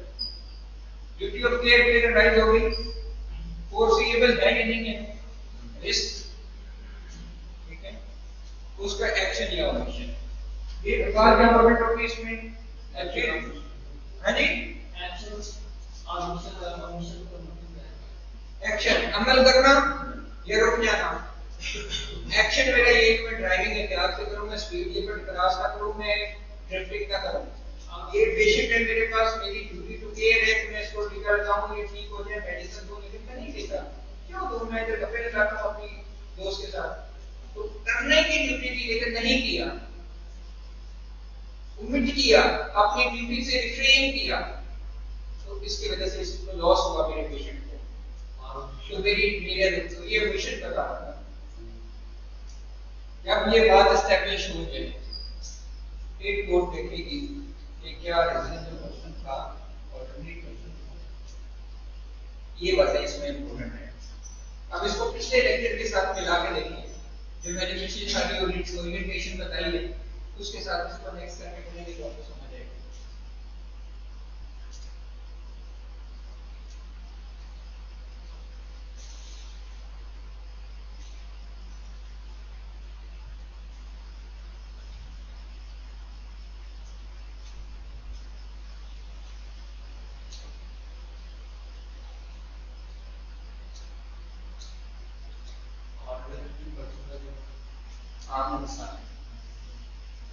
न्यूटन नहीं हो, मुझे एरिस्टोटल की यूनिट नहीं चाहिए, मुझे प्लेटो नहीं चाहिए, मुझे ऑर्डिनरी पर्सन चाहिए जिसकी ये सोच हम लोग काम करती है, ये नहीं करती। ये नहीं कि मैं कहूँ कि अश्मीतस की बहुत करेगी, नहीं, मुझे साइंसदान नहीं चाहिए, मुझे वो फिलोसोफर प्रोफेसर डाइसी नहीं चाहिए। एक आम आदमी की जो सोच है उसके मुताबिक उस प्रैक्टिकल से तय करूंगा, देखूंगा कि इसमें उतनी एयर मिले नहीं की। जो बताया ना, सीट बेल्ट बांधने के लिए कोई मसला ऐसा बहुत सा हल करना पड़ता है, नहीं करना पड़ता। आम आदमी सीट बेल्ट लगा सकता है, इस मसले में लगेगी या नहीं लगेगी, इतनी बातें करनी और नहीं देख रहे। मैं फिर पूछता हूँ आपसे कि क्या इस बंदे की ड्यूटी है कि ये जो बच्चा लेट आया है, इसको ये जो वहां से वो जो चौकीदार है वो इसको बिजली काट दीजिए, इसकी ड्यूटी है? तो इसकी ड्यूटी होती है कि नहीं? ये बंदा अगर आप यहाँ पे किसी को नुकसान पहुंच जाता है तो ये इस पर करना है, ये भाई नहीं है, क्योंकि इसकी ड्यूटी नहीं। सबसे पहले साधन की ड्यूटी हो तो फिर हम कहेंगे इसने अपनी ड्यूटी पे एक्शन करना था, नहीं किया। मिसाल तौर पर इसने किसको काट देना था एक्शन, तो इसने वो नहीं दिया, वो नहीं दिया, बेटर मुझसे बोलेगा जॉब जाता है कोई नहीं, कल कहीं ले गया है पढ़ जाते हैं, ठीक है। इसको नहीं पता कि ये जो स्टूडेंट नहीं आखिरी है, तो समझाने की बात है, मैं यूज कर रहा हूँ सारे के तौर पे कि जिसकी पहले ड्यूटी हो, पहले तो ये साबित करो ना कि इसकी ड्यूटी थी, तो फिर अगली बात करो। वो डिटेक्टर भी करेंगे कि ये जो है वो ड्यूटी ऑफ केयर थी और वो करता था इसकी तरफ विक्टिम की तरफ, ठीक है। एक बंदे की ड्यूटी तो है लेकिन वो इसकी तरफ वो करता है या नहीं करता, इसकी तरफ उसकी ड्यूटी है नहीं। इसकी ड्यूटी तो सिर्फ चेकिंग की है ना, क्या इसकी ये भी ड्यूटी है कि टीचर पढ़ा रहा है क्लास में नहीं पढ़ा रहा, क्या इसकी ये ड्यूटी है? तो ये जो ड्यूटी कोई नहीं करता, मुझे ड्यूटी इसकी सर पर है, ड्यूटी इसकी उधर है चेक करना है कि कोई पेशेंट कर यहाँ पे ना आ जाए, कोई प्रॉब्लम है इसकी, ये इसकी ड्यूटी। क्या इसकी ये ड्यूटी है कि क्लास में टीचर सही पढ़ा रहा है कि नहीं? फिर ये ड्यूटी कोई नहीं करता मुझे। तो ड्यूटी ऑफ केयर है लेकिन डिफरेंट कॉन्टेक्स्ट में ना, मेरी तरफ नहीं है। तो मुझे कुछ हो या मैं आपको ना पढ़ाऊंगा, आपको कोई नुकसान हो तो उसका ये बंदा रिस्पांसिबल नहीं है। कि ड्यूटी ऑफ केयर है लेकिन वो ही नहीं करता, गेटिंग माय पॉइंट। जो वो करेगा तो फिर है ना, मतलब उसकी बनती होगी उसकी ड्यूटी ऑफ केयर। राइट क्या करती है? Forcible risk. अगर एक बंदा जो है वो उसकी पेट पे ड्यूटी है तो यहाँ पे पैराशूट से छत पे बंदा आ जाता है, तो उसको ख्वाब आती है, जो बंदा नीचे है ऊपर से बंदा उतरेगा और इनको नुकसान, उसको ख्वाब आती है, फोर्स ही कर सकता है उसको, प्रेडिक्ट ही नहीं कर सकता, एक्सपेक्ट ही नहीं कर सकता, तवक्का नहीं कर सकता। वो इंसान है, वो जिंदगी में वो उड़ता फिरे पूरे कैंपस के गिर से, वो सिर्फ एक जगह पे ही देख सकता है कि कौन आ रहा है कौन नहीं आ रहा है। Getting my point. अपनी कैपेसिटी पे ही चलेगा ना, उसको कोई तो उसका जो फोर्सिबल रिस्क है, यही कर सकता है ना। फोर्स एक इससे पूछो भी नाम क्या है तुम्हारा, शनाख्ती कार्ड क्या है, किस क्लास में जा रहे हैं, ये बात देखो, यही फोर्स कर सकते हैं ना। उसको तो नहीं पता ना कि इसकी जो शर्ट है वो केमिकल वाली है, वो जिसके साथ लगेगी उसको नुकसान हो जाएगा। वही बात कर सकती है जो फोर्सिएबल है, जिसकी समझ आ सके, उस रिस्क को रोक रहे हैं, उसका एक्शन और commission towards that particular duty देखा जाएगा और नहीं देखा जाएगा। ठीक है, यहां तक बात क्लियर हो गई। जब कहता है ये चीज एस्टैब्लिश हो जाए, once the duty of care is established, कि ड्यूटी ऑफ केयर थी उसकी तरफ वो भी करता था, उसने नहीं की, तो फिर अगली बात ब्रीच की आएगी, वरना आपके क्लाइंट पे ब्रीच की ही नहीं। जब ये सेस करने देगा तो फिर ये देखा जाएगा कि क्या रीजनेबल पर्सन की तरह इसने ब्रीच की है, ये नहीं की, ऑर्डिनरी पर्सन की तरह की है, ये नहीं की, तो उसके कॉन्सिक्वेंसेस थे। कोई चीज नहीं समझ रही, अब इसको उस कॉन्टेक्स्ट में देखो जिसमें मैंने समझाया है।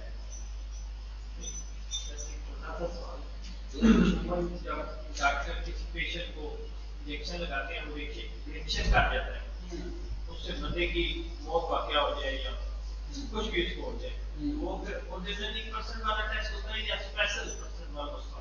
उसमें भी ऑर्डिनरी होगा। ऑर्डिनरी किसके साथ? ऑर्डिनरी डॉक्टर के साथ। गेटिंग माय पॉइंट नहीं? ऑर्डिनरी डॉक्टर के साथ। एक आम एमबीबीएस डॉक्टर किस तरह सोचता है, जब मैं ड्राइव कर रहा हूं तो मुझे ऑर्डिनरी ड्राइवर के साथ रख के टेस्ट किया ना, तो जब मैं टीका लगा रहा हूं तो मुझे ऑर्डिनरी डॉक्टर के साथ रख के टेस्ट किया। मुझे न्यूरो सर्जन या वो स्पेशलिस्ट रख के नहीं चेक करना। ऑर्डिनरी डॉक्टर जितनी केयर करता है कि भाई मैं तुम्हें ये इंजेक्शन दे रहा हूं, मैं पूछूं कि तुम्हें कोई क्रॉनिक एलर्जी तो नहीं है, मैं पूछूं कि तुम्हें कोई प्रॉब्लम तो नहीं है, इस तरह की कोई चीज तो नहीं है जिससे ये वो रिएक्शन करे, ऐसी कोई चीज तो नहीं। अगर मैं पूछता ही नहीं, डायरेक्ट लगाता हूं, तो मैंने रीजनेबल केयर है नहीं की। और कोई क्वेश्चन है पूछिए।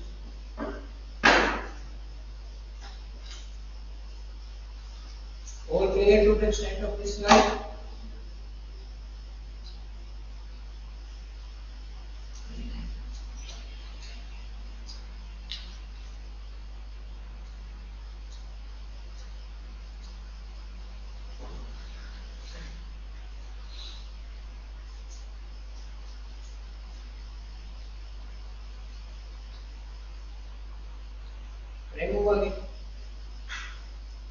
टाइम पे आया करें आप लोग, बेहतर है आप लोगों के लिए। अगर टाइम पे नहीं आएंगे तो लॉस अपना करेंगे। नेक्स्ट आगे, नेक्स्ट है हाँ ठीक, पढ़ेंगे इसको। कौन पढ़ेगा? लेट कमर आप पढ़ेगा। हेडिंग बस पढ़ा करेंगे।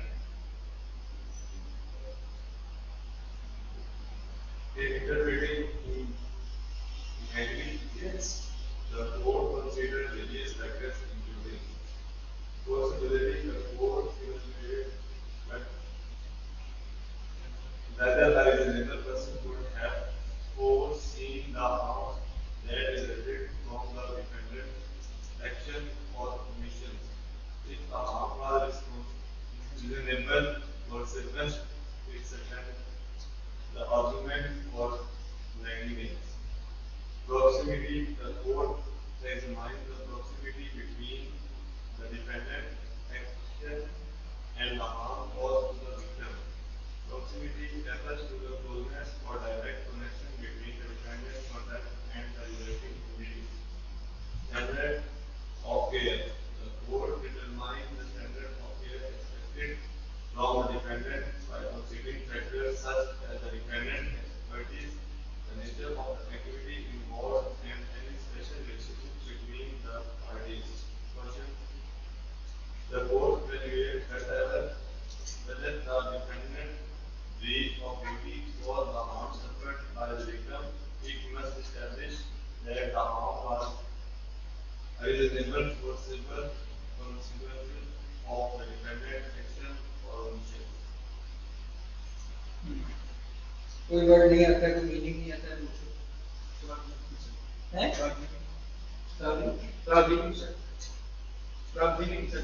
Proximity, approximately, तकरीबन। तो proximity देखा जाएगा कि इसमें क्लोजनेस कितनी है, कितनी उसमें प्रोबेबिलिटी है।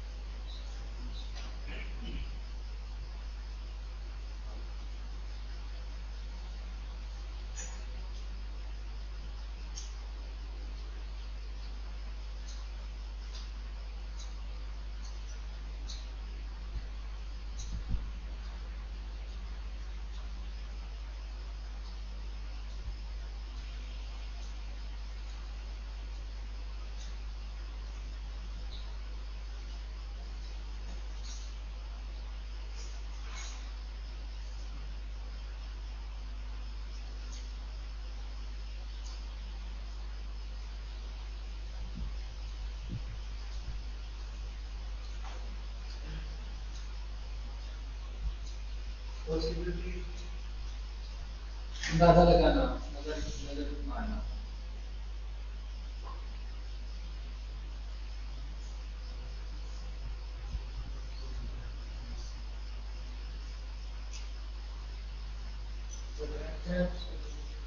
जी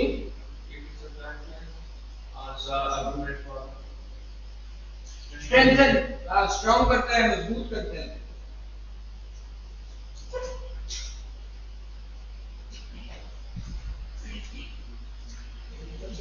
वो मतलब पॉसिबल शेप में क्या है, उसको फोर्स किया जाता है। उस फोर्स के स्पेलिंग हो रहे हैं, उस फोर्स के स्पेलिंग हो रहे हैं। फोर्स एबल काबिल जोर, बट फोर्सेबल ये एस से, सी से नहीं है। तो इसका मतलब है कि देख सकना, अंदाजा लगा सकना, आंक सकना।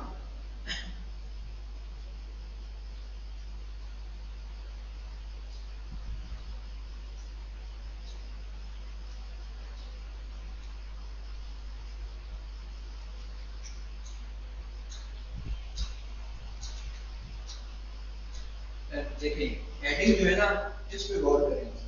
पहले कहते हैं फोर्सेबिलिटी, कि उसने फोर्स की एबल था या नहीं थी।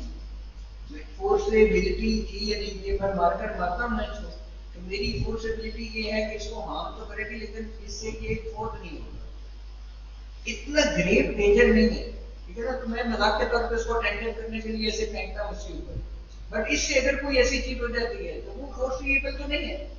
फोर्सेबल यही है कि ये इसके ऊपर गिरेगी और इसको नुकसान पहुंचा सकती है, बट इतना नहीं कि लाइफ से चलेगी। उसके नीचे है प्रॉक्सिमिटी। अब मेरा ये जो एक्शन है और उसको जो नुकसान हुआ है, उसकी आपस का कितनी क्लोजनेस, कितना रिलेशन है, उसके ऊपर स्टैंडर्ड ऑफ केयर। मेरा कोई काम ही नहीं है इसको मार्कर मारना, मैंने क्यों मारा? मेरा स्टैंडर्ड है ना केयर करने का, मैं नहीं मारनी चाहिए इसको, क्यों मारी? उसके बाद है पोजीशन, ये जो मैंने एक्शन किया इसके नतीजे में जो लॉस होगा वो इसी काज की वजह से हुआ। अब इसको जरा दोबारा देखिए, मिला के पढ़े। ये इंग्रेडिएंट है इसके, नेग्लिजेंस प्रूव कर रहे हैं आप अपने क्लाइंट के खिलाफ, तो ये 4 कंपोनेंट पूरे करना है इसके।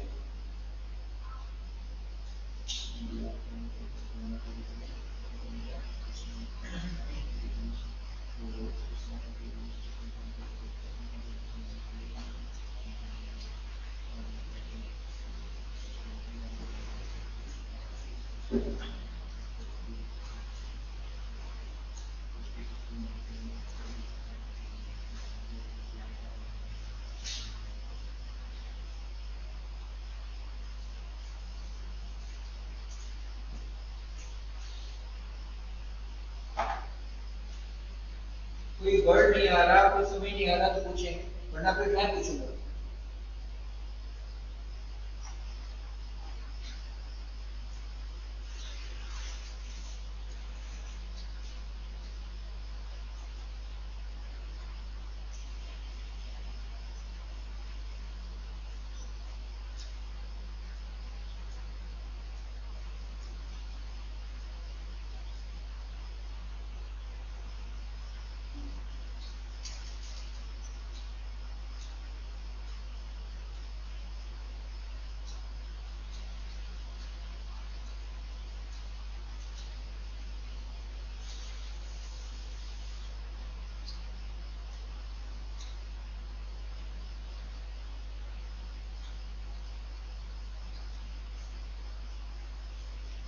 कहता है पोस्ट है, कहता है पोस्ट इवैल्यूएट करती है। इवैल्यूएट करने का क्या मतलब है?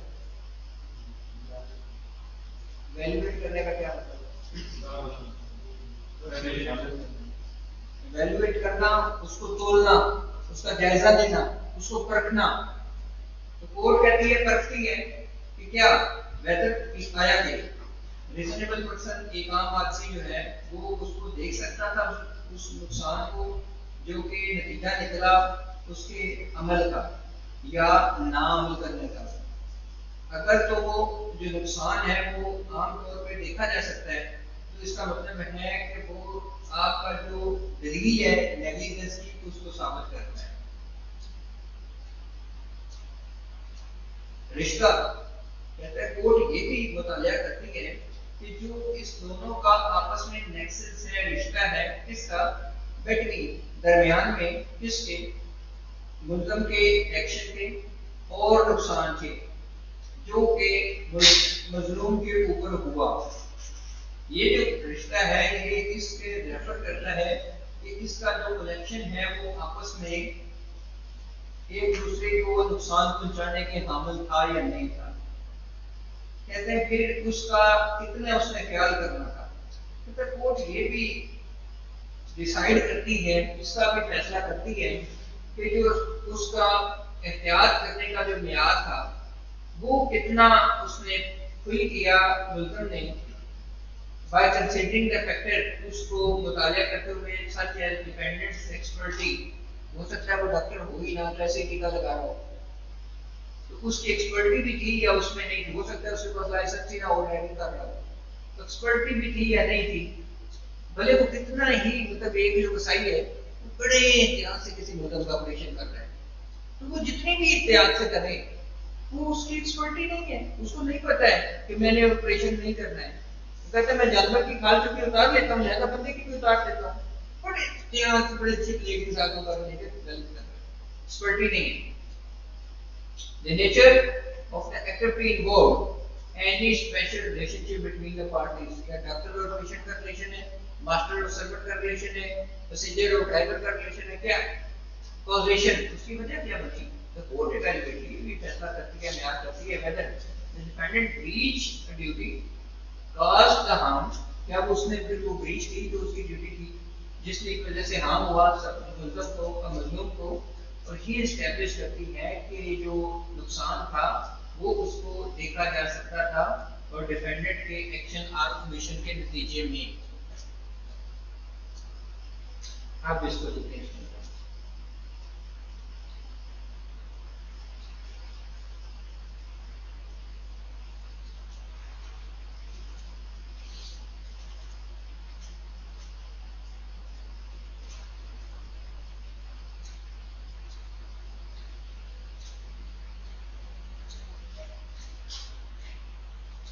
क्लियर है। लास्ट स्लाइड, इसके बाद एक और पढ़ेंगे, उसके बाद ब्रेक देंगे आपको, इजी नहीं। इसमें कोई कंफ्यूजन है, कोई इशू है तो बताइए।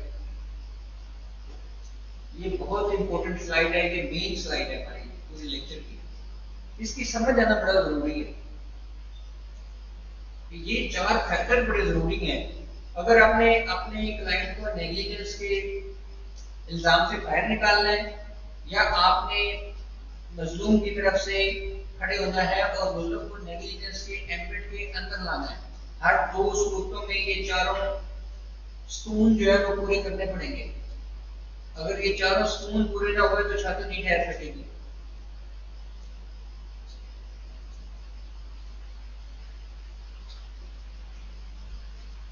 कोई भी कंफ्यूजन है पूछ लो।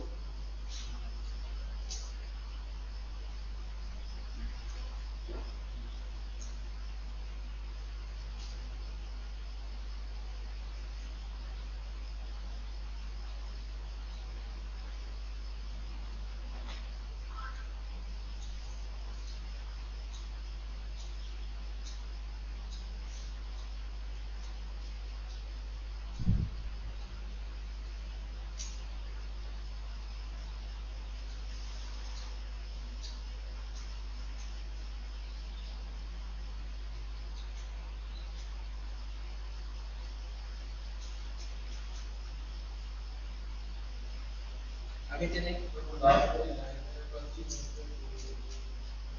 कॉन्सिक्वेंसेस ऑफ डिपेंडेंट एक्शन और ओमिशन, उसके अमल या बेअमल का क्या नतीजा निकला।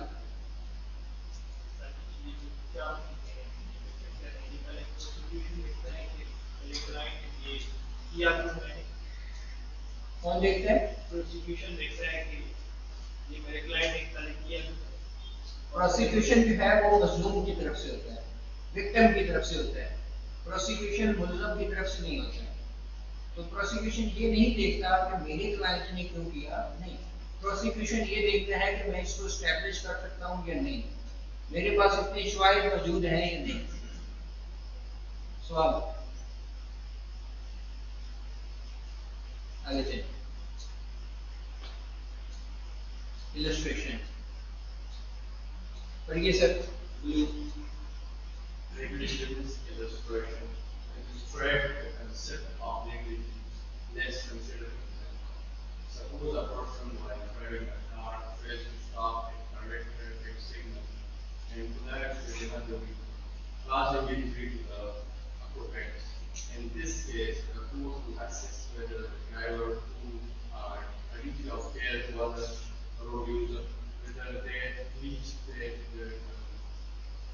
duty by running the red light and whether their breach caused the injuries sustained by the other vehicle occupants.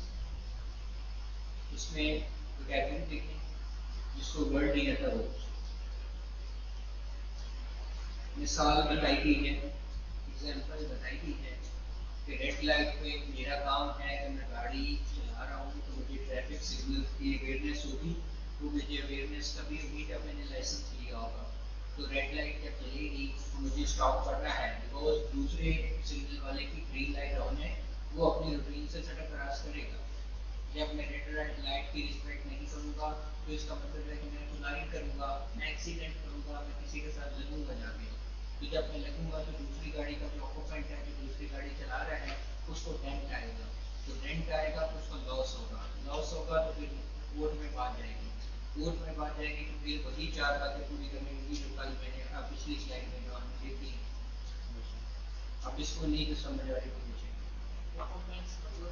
Occupant मतलब जिसके कब्जा में दूसरी कार है, तुम मेहरान पे आ रहे हो, वो पलटो पे आ रहे हो, वो पलटो का ऑक्यूपेंट है, तुम मेहरान के ऑक्यूपेंट हो। ब्रीच की वायलेशन, खिलाफवर्जी। और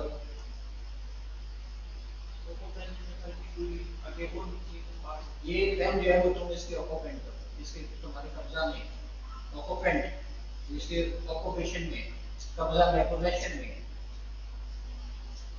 तुम इस चेयर के ऑक्यूपेंट हो क्योंकि आप इसके ऊपर बैठे हैं, आप इस चेयर के ऑक्यूपेंट नहीं है। फिर भी नहीं समझ आए फिर पूछे। क्लियर है? क्लियर? ब्रीच वायलेशन खिलाफवर्जी, ट्रैफिक कानून की खिलाफवर्जी, फिर भारी जुर्माना आयद किया जाएगा। तर्जुमान ट्रैफिक पुलिस कबूल है।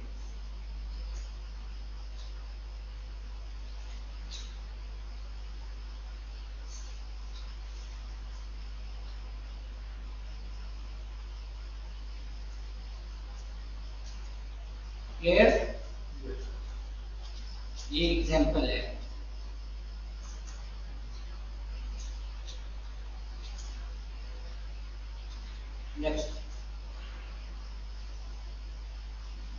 पढ़िए नोट, कौन पढ़ेगा? आप सुनो। Note. It is important to note that the application and interpretation of negligence may vary depending on the specific offense and circumstances involved.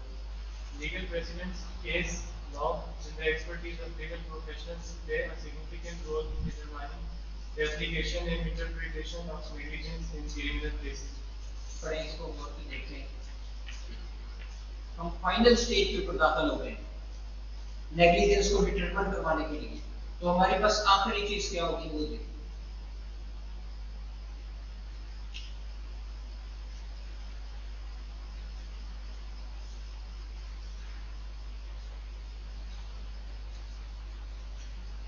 Legal president president कानूनी नज़ायर, अदालती फैसले जो पहले से सिमिलर प्रोपोजिशन के ऊपर हो चुके हैं उसको बोलते हैं प्रेसिडेंट के अदालती फैसले, नज़ायर, नज़ीरें।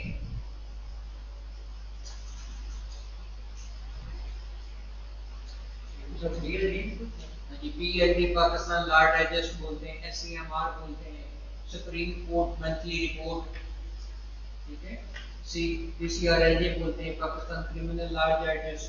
ये सारी जो प्रेसिडेंट्स हैं वो सारे पाकिस्तानी हैं।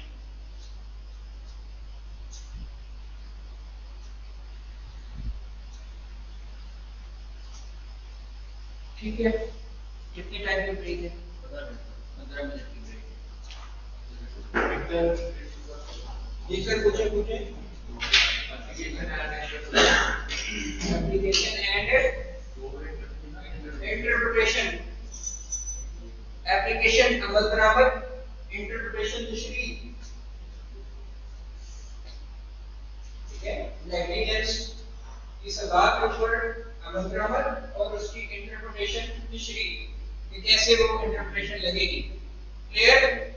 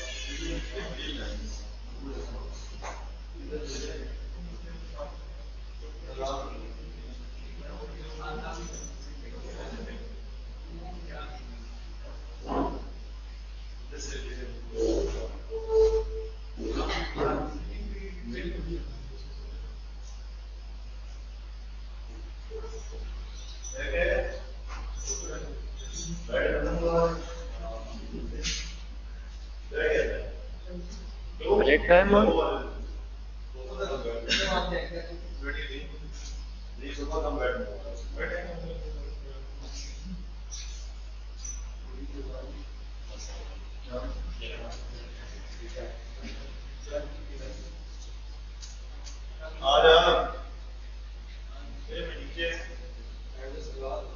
यार कल की भी लगा देना, अगले वीक की भी लगा देना, छुट्टी करेंगे। अटेंडेंस तो पूरी गिरी करते यार।